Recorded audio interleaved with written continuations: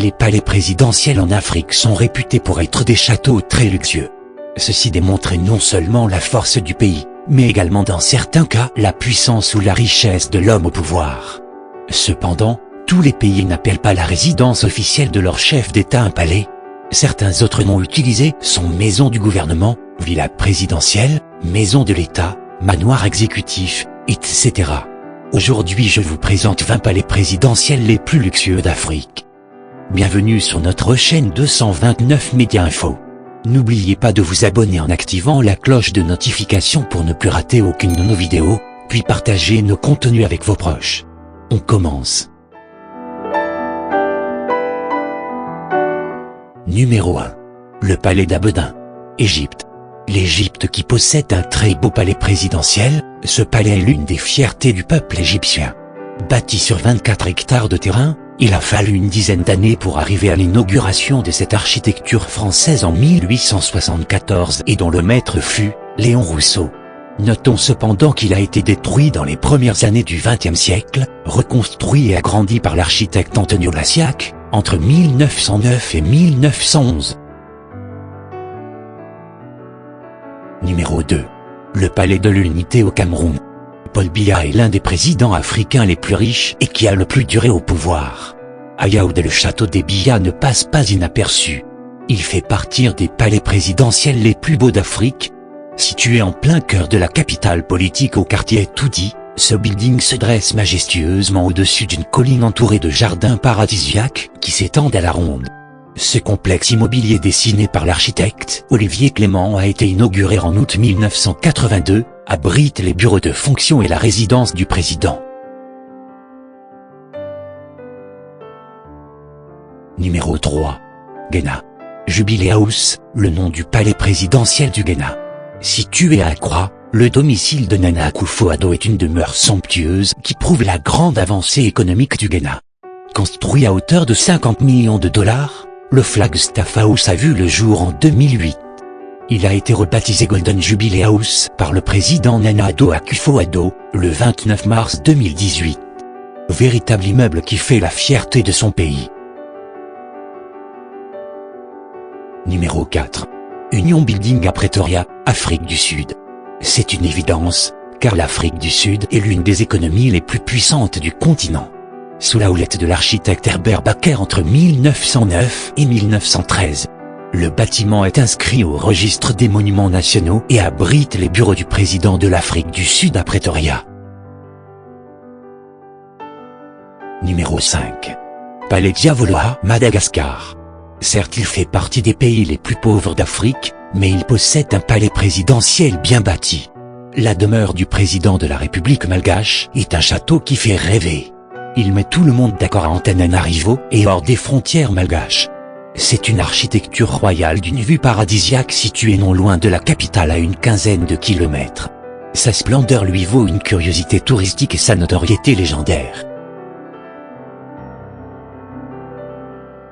Numéro 6. Le palais présidentiel du Soudan du Nord. Omar el-Bachir est le géant temps président du Soudan du Nord, dans un somptueux château, construit à Khartoum. Celui-ci n'a rien à envier à certains palais occidentaux. Avec une vue sur le Nil, la bâtisse a été construite sur les berges du dit fleuve et officiellement inaugurée en 2015 par son Excellence le maréchal Omar Hassan Ahmed Bachir. Numéro 7. Le palais présidentiel de la Mauritanie. Construit à Nouakchott, le palais présidentiel mauritanien est beau, grande cour qui jouxte ce joyau architectural, moderne avec ses vastes jardins. Le palais présidentiel de Nouakchott a été construit par une entreprise chinoise.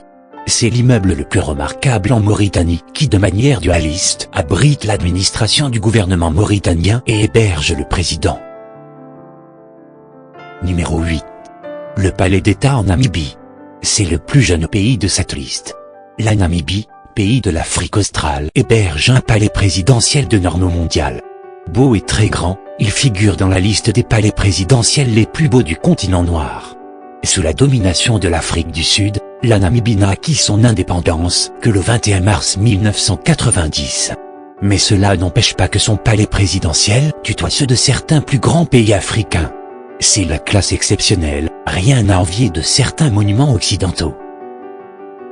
Numéro 9. Palais de la République du Sénégal. Situé à Dakar, le palais présidentiel du Sénégal est classé parmi les plus beaux en Afrique. Macky Sall est visiblement bien logé. Avant d'être rétrocédé à l'État, cet édifice fut jadis la résidence du gouverneur général de l'Afrique occidentale (AOF) jusqu'en 1960, date d'indépendance du Sénégal où se succéderont désormais le président Léopold Sédar Senghor, jusqu'à Macky Sall, de nos jours. Tout comme la Maison Blanche aux USA, elle est totalement peinte en blanc. Numéro 10. State House à Kampala, Ouganda. Ce pays du sud-est de l'Afrique abrite un palais présidentiel très beau. Ce beau bâtiment n'a rien à envier à ceux de certains pays plus riches que le sien. À 40 km au sud de Kampala, la capitale de l'Ouganda, est située la State House, résidence officielle du président ougandais. Elle est très vaste et divisée en plusieurs édifices servant de salles de conférences et autres capables d'accueillir plus de 500 délégations. Numéro 11. Le palais présidentiel de Carthage, Tunisie. Le palais présidentiel de Carthage, appelé officiellement palais de la République, est le siège et la résidence du président de la République tunisienne. Il est aménagé sur le front de mer à Carthage, près du site archéologique, à 15 km au nord-est de Tunis. Le complexe du palais compte 4 parties, le palais proprement dit, composé du bâtiment central et d'une aile privée abritant 2 appartements, un bâtiment pour la sécurité présidentielle et 2 autres bâtiments, dont l'un pour les services communs, administratifs, financiers et généraux. Numéro 12. Le palais d'El Mouradia, Algérie. Le palais d'El Mouradia est la résidence officielle et le bureau du président algérien. Ce palais constitue la résidence officielle du président de la République algérienne démocratique et populaire. Il est situé sur les hauteurs d'Alger, à environ 4 km au sud du centre-ville où l'on trouve également le ministère de l'Éducation nationale. Numéro 13. Le palais de la Marina, Bénin. Le palais de la Marina est la résidence officielle des présidents béninois. En 2016, avec l'arrivée du président Patrice Talon et sa politique de vrai développement, le palais de la Marina est modernisé, pour un montant de 14 milliards de francs CFA. Il figure actuellement sur la liste des plus beaux palais présidentiels d'Afrique. Numéro 14. Le palais présidentiel de la Côte d'Ivoire. Le palais présidentiel d'Abidjan est la résidence officielle du président de la République de Côte d'Ivoire. Situé à Abidjan, il partage cette fonction avec le palais présidentiel de Yamoussoukro, nouvelle capitale administrative du pays depuis 1983.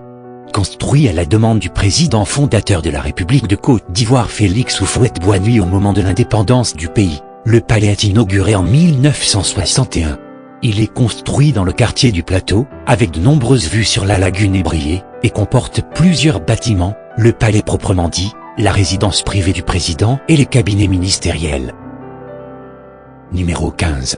Le palais présidentiel du Burundi. C'est l'ouvrage le plus important jamais réalisé par la Chine au Burundi. À la cérémonie de signature pour la remise officielle du bâtiment, l'ambassadeur de Chine à Bujumbura ne s'est pas privé de vanter le projet. Après l'avoir entièrement financé et construit, la Chine a livré au Burundi un palais présidentiel flambant neuf. Un cadeau de Saint-Valentin pour l'amitié sincère et agissante de Pékin envers Bujumbura, emballé dans la polémique. Un très beau palais qui figure dans la liste. Numéro 16. Le palais du bord de mer au Gabon. Le palais du bord de mer est la résidence officielle du président gabonais. Situé à Libreville, il a été édifié en 1977 par le président gabonais Omar Bongo Ondimba. Il est l'œuvre de l'architecte libano-ivoirien Pierre Fakouri. Numéro 17. Le palais de Koulouba au Mali. Le palais de Koulouba est la résidence officielle et le bureau du président de la République du Mali, à Bamako. Il a subi plusieurs dégradations architecturales en 2012, à la veillée du coup d'État organisé par le capitaine Amadou Aya Sanogo. Il est construit entre 1903 et 1907. Il s'agit là de l'origine du palais du gouverneur puis, après l'indépendance de 1960, le siège de la présidence de la République. Numéro 18. Le palais de la nation de Kinshasa, RDC. Situé dans la commune de Gombe, il est l'actuelle résidence officielle du président de la République démocratique du Congo depuis 2001. À l'origine, le palais de la nation est la résidence du gouverneur général, le plus haut fonctionnaire colonial et représentant du roi des Belges dans la colonie. Le bâtiment n'est cependant pas achevé à temps et devient finalement le siège du Parlement congolais et, de fait, le symbole du nouvel État indépendant. Numéro 19. Le palais de Kosiam est la résidence officielle du président du Burkina Faso. Il est situé au boulevard Muammar Kadhafi à Ouagadougou. Avant cela, c'était le palais de Koulouba, actuel primature, qui était le siège de la présidence du Faso.